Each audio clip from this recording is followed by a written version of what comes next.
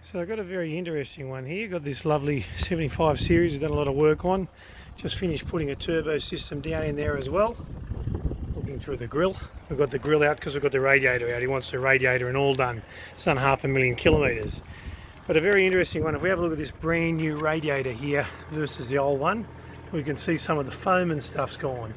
We're very, very critical about a lot of upgraded radiators, or even when people change radiators with cheaper aftermarket replacement ones. This is a genuine brand new.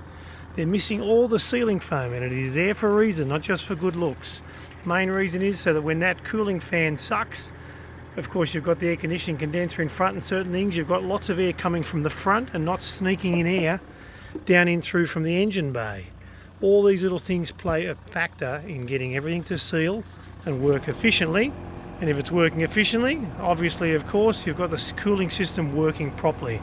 So if you're chasing a cooling system fault, it could be as simple as the fact that you just have all those foams and everything gone.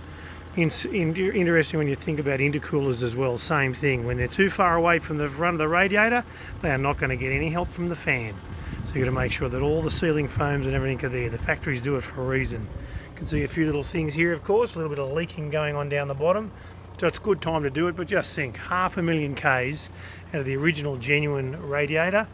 Not bad running at all. We've got another genuine one that's gone back in here now. This guy will be as happy as Larry. Get his vehicle back together, turbo and everything all done. What a way to go. You can see more of these videos on looking after your diesel if you keep following our Facebook, YouTube, watch us on Snapchat. Got to get that right, that's for the young guys.